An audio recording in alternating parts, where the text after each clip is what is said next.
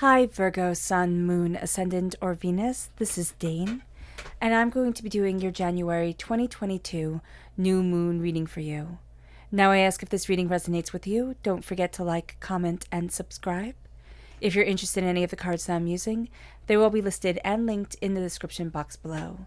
Now before we begin this reading, let us clear the energy space, raising our own energy vibration and releasing any negativity. So take a nice deep breath in, exhaling whenever it feels comfortable for you.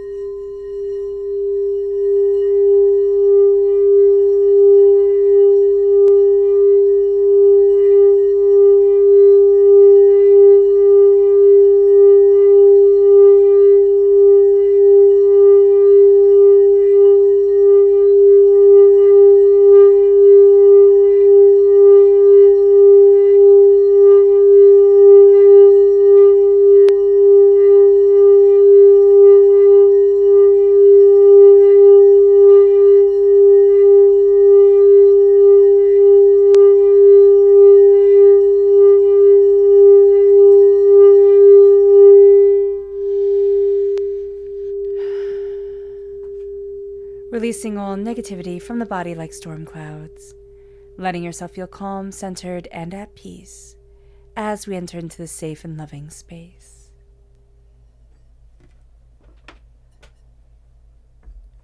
So let's see what the tarot has to say. How will Virgo be affected by the January 2022 new moon? Angels and spirit guides, show me clearly. Guide this reading and show me clearly. Angels and spirit guides. Angels and spirit guides, show me clearly.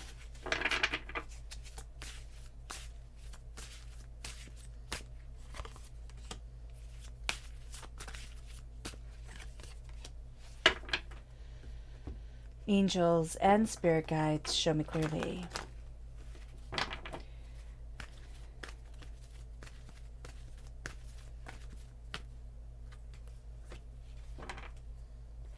Angels and spirit guides, show me clearly.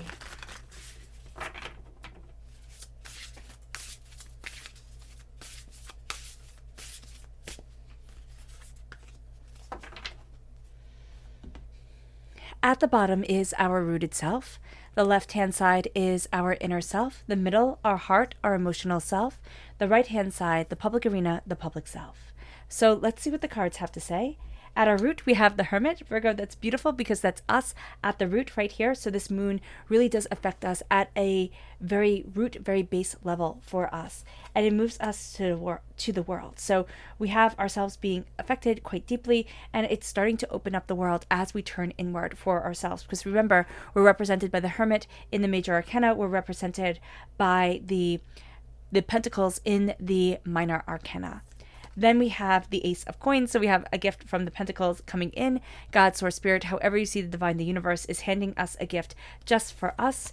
And then it brings us to the world once again. So things are definitely opening, definitely shifting. We have the Queen of Pentacles, which is us coming through. Again, we're ruled by the Pentacles in the minor arcana. This is also Taurus and Capricorn coming through. The new moon is in Capricorn, so that energy does come through quite powerfully at an emotional level. Then we have the Eight of Pentacles, and we have the World again. This time it's called the Universe in the Llewellyn Tarot deck, which is the one that's being used for the heart.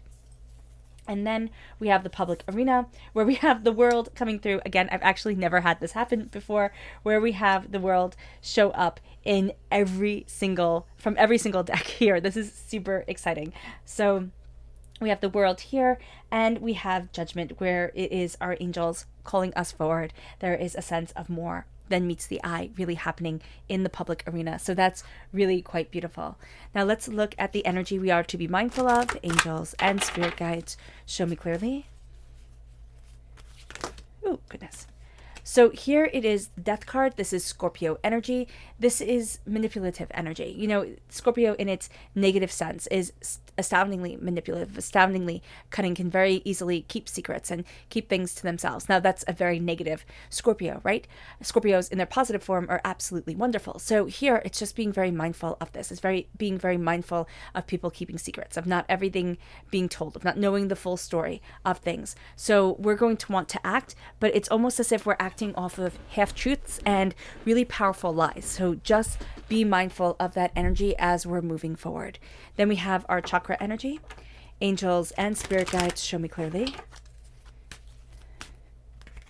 And this is visualization. I love visualization. It is the third eye chakra coming forward. And it's saying here, what do you see? What do you want for yourself as you're moving forward? So why visualization is important and why it also gets mocked so readily is because there's that notion of if you just think it, then it will happen. No, that's not the case. Visualization is the first step of manifestation, of acquiring what it is that we want, because our mind doesn't necessarily know the difference between make-believe and reality. That's why you'll see people when they have kind of breaks like within their mind, you will see them not being able to know what is real and what isn't. Okay, so that's a very common thing.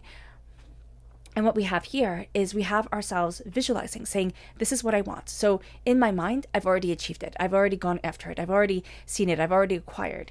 And what that does is it lays the foundation for us to be able to move forward. It lays the foundation for us to be able to go after what we want, to see what it is that we desire and say, well, I've done this, so it's not going to be quite as scary.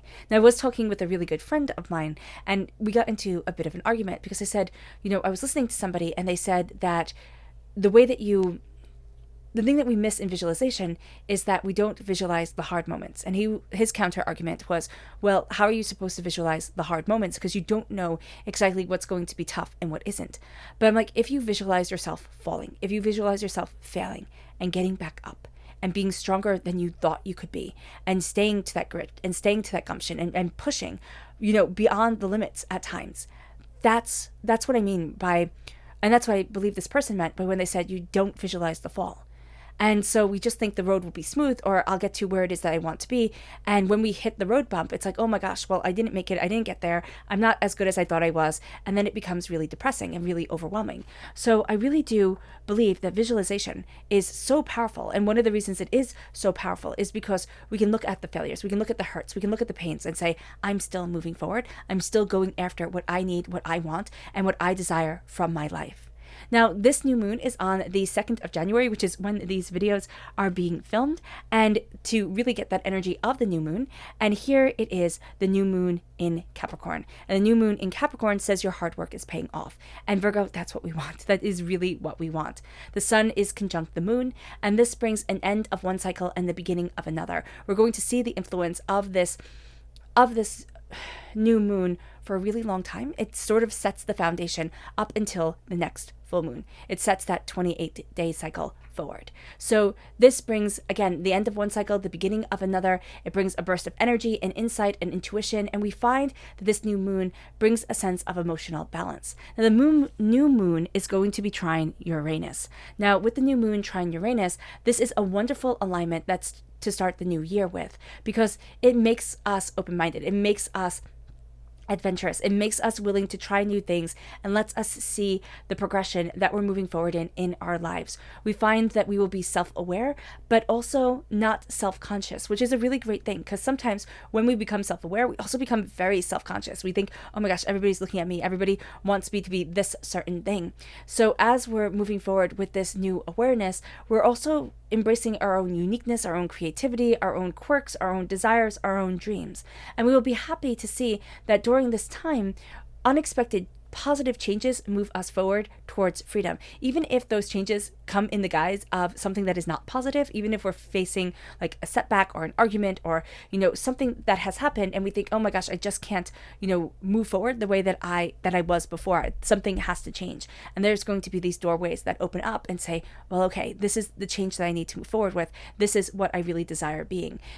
This makes us more comfortable with stepping out of our comfort zone and stepping into the life that we would want. And the world really does open for us in a way that is absolutely astounding. We will also find the negative reactions from other people. They aren't as big a deal as they would have been. They aren't as devastating as they would have been. So that's going to be a really good thing. We're not bothered by others as much as we usually are, or as much as they could have hurt us at another point in time. We will also find that we really have our curiosity piqued. This is a great time for learning, discovering. Languages can come easy to us, mathematical problems, a ease with computers, whatever it is that we want to learn, we tend to have a talent for. This could be art, this could be anything. So also at this time, we have the new moon in conjunction with Lilith. Now, this is called the black moon. Now, this leads to darker energy coming forward, and we find ourselves putting things off simply because we're becoming expert procrastinators. We really are. Lilith does make us expert procrastinators because it represents what we want to ignore, what we don't want within our lives, what we've really had enough of. But, nobody grows, nobody achieves, nobody succeeds by running away. And so this is going to be a time, and Spirit wants to make it very clear. This is different than saying, that's not right for me. I don't want to do this anymore. But this is saying, ostrich, head in the sand, I'm just going to ignore it. And nothing gets done if that happens. So just be mindful of this. Now, Saturn is in Aquarius. And what's very interesting here is that Capricorn is ruled by Saturn, but Aquarius is ruled by Uranus. So Saturn and Uranus are quite different planets. Saturn is rules and structure and order and responsibilities, and Uranus is freedom and exploration and ideas. So this can bring the darker aspect of Lilith really forward, like what I want to run away from, I'm not able to because of the new moon being in Capricorn, of Saturn, being in Aquarius, of the Saturn energy coming forward so strongly during this time that I feel as if, I have to tackle these things, and yet there's a huge part of me that really doesn't want to. So what this does is we're going to find the energy of Saturn and Uranus really making each other face certain things. Uranus brings in that freedom, brings in the calm, brings in the kind of more nurturing aspect, like the more you don't have to be so strict and so structured type of aspect to Saturn. And Saturn brings in the, okay, well, you do have to be a little bit more strict, a little bit more structured to Uranus, so that our dreams and our stabilities can come forward, our responsibilities can come forward, because we can't just, leave the animals, the kids, the responsibilities of the house or the apartment or whatever on the side of the road and say, okay, I'm just going for what I want. In life, we have to pick up our burdens and carry them. I believe that is astoundingly important, and the Stoics talk about that so brilliantly. And what we're also going to see here is that some things we cannot help and some things we cannot change, but there's going to be this sense of everything happens for a reason. And I know that can sound so naive, or okay, you just want to put a positive spin on it because it can help you live your life. Well, if it can help you live your life, then why not take that positive spin and move forward with it? And that's what Saturn and Uranus are going to do, because Saturn in Aquarius has this power to either make us astoundingly anxious because we're going to have conflicting energies pulling us two ways, or it's going to make us astoundingly powerful. Now, we also have in the stars, we have the new moon conjunct the fixed star Nunki. Now, Nunki is the star that is an absolutely lovely star. It brings thoughtfulness, optimism, and the ability to connect with deeper knowledge, religious knowledge, spiritual knowledge, deeper understanding. And according to the Egyptian mathematician and astronomer Ptolemy, Nunki is of the nature of Jupiter and of Mercury. So Jupiter is the Roman equivalent of Zeus, right? And so here we have the sense of power guiding us forward. And as the sense of power guides us forward, power, authority, good luck, Mercury, Hermes, right, in Greek mythology, is communication and growing and building and discovering. And that's going to be what we move forward with. This sense, is it Hermes? I don't know. I think it is. And this is going to be how we move forward and how we are able to connect and communicate what we want and the luck that is on our side during this time. We're turning inward, Virgo. And this is very important for us. We're ruled by Mercury. So with the aspect of Mercury coming forward in the fixed star Nunki, it's like, okay, I'm able to look at my greatness. I'm able to illuminate what I desire, which might sound very, it might sound very braggadocious to say I'm illuminating my greatness, but I'm illuminating what I need for myself to open up that door and to lead me towards what I desire, where I want to be, what's intrinsically and powerfully important for me. And as I do that, I see myself more. As I do that, I start to embrace my dreams. I'm led by the star, right? I'm led by Aquarius energy, which is also led by Uranus. And as I move forward, I see me. I understand me. I embrace me more and more and more. And there's going to be something very important here. It's like putting the world on hold. And it's not saying that the way I'm going to enter into the world is put on hold, but everybody else's demand, everybody else's wants and needs. It's like, okay, you don't get to trump my own though. You don't get to trump the way that I'm moving forward in my life and what I desire for myself. So this illumination guides us and it brings us to the world. And the first world that is here, because we have all of them out, is he falls asleep while reading a fairy tale. And this is going to be very important for us because it's going to be entering into the world of the third eye, of the subconscious, of what I desire, what I need, what's moving me forward, what I'm passionate about, and where it is that I want to be. And it brings us to the Ace of coins, God, source, spirit, again, however you see the divine, the universe, opening up the door of prosperity and saying, how are you going to plant these gifts? How are you going to nurture these gifts? How are you going to move forward in this abundance, in this way, in this bounty, in this desire? And it brings us to the world once again, because we have this right here. We have the gifts that we are planting, the gifts that lead us to new beginnings. And it can be that we have planted these gifts before, and now we're starting to see them growing, taking off, maturing in a way that leads us to saying, where do I stand within this world? You know, we tend to think that we want to be the rock star, the movie star, the person with everybody, screaming our name. And I don't really find the appeal in that. What we're going to find is that we need to kind of carve out our little corner of the world and say, these are my gifts, these are my talents. And that we can spend years, decades upon decades, figuring that out. We could also have spent decades upon decades running away from our gifts, thinking, oh my gosh, who will understand this? What will happen if I embrace this? Won't everybody mock me because of this? And what we're going to find is that I need to claim my world and not worry about how everybody else judges me. As long as it's legal, as long as it's not harming anyone, to embrace ourselves is going to be really quite beautiful. And it moves us to the Queen of Pentacles. It moves us to prosperity and success and bounty and abundance. It moves us to saying, I take this gift. Now, we may not feel that we took this gift of the Ace of Coins here in our inner selves because it's emotionally taking these gifts and we might not be as aware of it, but we're definitely taking these gifts and saying, how do I nurture this forward? How do I build this into something more? We have very sacred feminine energy right here with the Queen of Pentacles. And it is a sense of people seeing our wealth, seeing our prosperity, seeing what we desire, seeing the way that we're moving forward. And it brings us to the Eight of Pentacles. It brings us to our hard work, our dedication, and our determination. We're crowned here by Venus. We're crowned here by love. We're rooted in dreams. And we're also surrounded by wheat. We're surrounded by success and bounty and abundance. And it moves us to this place where I've worked really hard for this. And even if other people don't see it, we know that we've come up against trial after trial after trial. Even if it might not be in our chosen careers or in our career, it's definitely been in our lives, in the way that we're moving forward. We've had to practice, right? Making the pentacle, bringing forward the wealth, creating something of beauty and of purpose and of high craftsmanship within our lives. And that moves us to the universe opening up, because we know in order to honor and build and grow what it is that we desire, there's a heck of a lot of hard work that's put into it. And then we have the ephemeral being that is us right here, made of clouds and snow and dreams and desires. And it's saying here, not only do you have the world, but you have the universe around you. You can rise to higher and higher heights, moving closer and closer to dreams and goals than you had imagined. And all of a sudden, our heart is saying, why have I limited myself? It's very important for us to be grounded, especially as earth sign energy. But why have I limited myself? It moves us to the world once again. And here it says reward, success, completion. Reward, success, completion. It becomes our mantra. It's like, I am rewarded because of the success, because I have completed the task before me. Now, we can have this mantra be, I unloaded the dishwasher, reward, success, completion.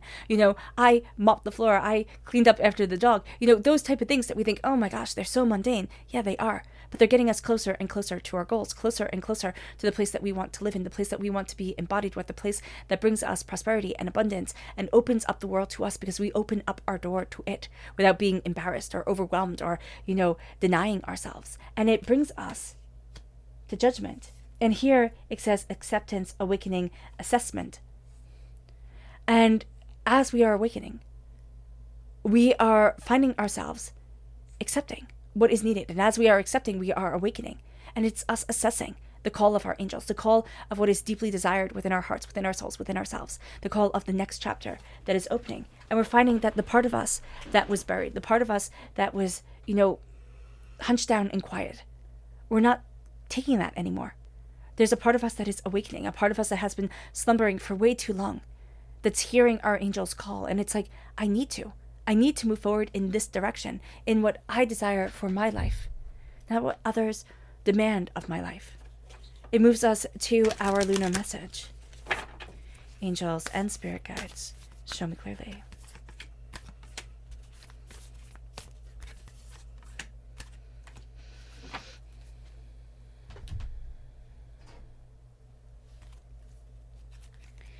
Angels and spirit guides.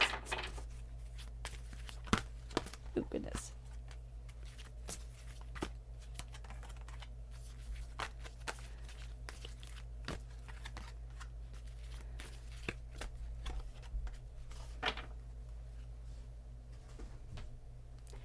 So at our root, our lunar message is bring love into the situation and trust it. By bringing love into the situation, we have to trust that it will lead us forward, okay? We have to trust our hearts and our loves and what we desire. And it brings us to our subconscious, not our subconscious, our lunar inner self. And it says, you and your loved ones are safe, the unexpected.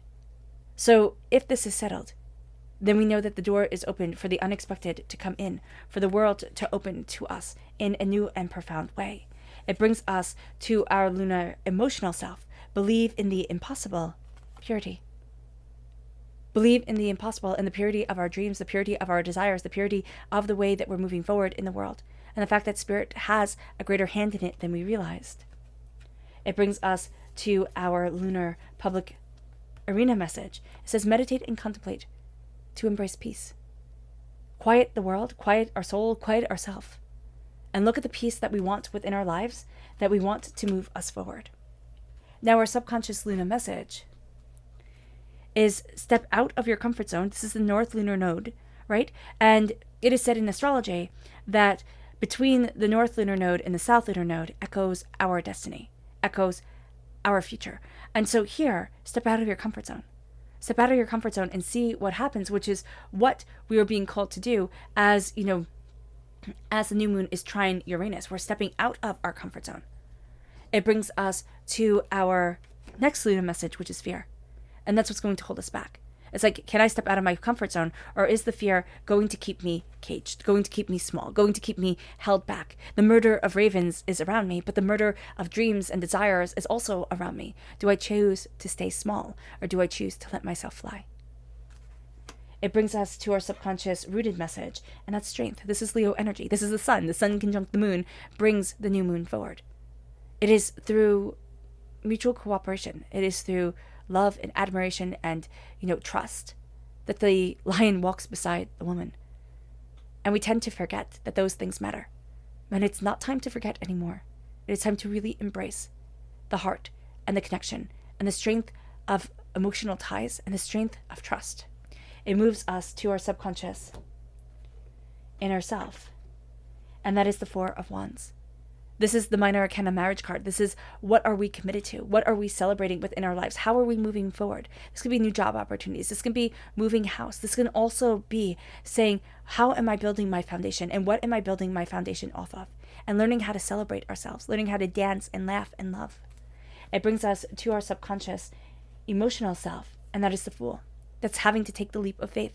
It's having to move forward towards something more. I can't stay stagnant anymore. And it's understanding that when the Fool comes in, when we're taking that leap of faith, when we're going after something that other people think is absolutely ridiculous, we need to understand that every single hero that started their journey, every single entrepreneur, every single person who was a success, was first a fool, was first a person who would not conform. It brings us to our subconscious public arena self. And that is the Eight of Swords. We can be trapped in our own heads. Here it says frustration, anxiety, trapped, and frustration, anxiety, trapped. It's that mantra of I can't possibly move forward. I failed once before, so I will obviously fail again. I am unlovable. I am unsuccessful. I am not what I want to be. And it's time to take those negative thoughts and say, you do not get to rule me. You do not get to be what defines me. I am worth so more than even I imagine. And so I pick up my burdens. I don't let my burdens break me down. And I move forward with strength and determination, focus and insight and desire. And I change this game. End of story. All right, Virgo. I hope this reading has resonated with you. I wish you nothing but light, love, peace, and happiness. May harmony always be with you. I'm sending loving, healing energy to each and every one of you. I love you all, and stay safe. Let's end this reading with a meditation, a clearing away of negative energy, a raising of our positive energy as we embrace the power and the intensity of this new moon. So take a nice deep breath in, exhaling whenever it feels comfortable for you.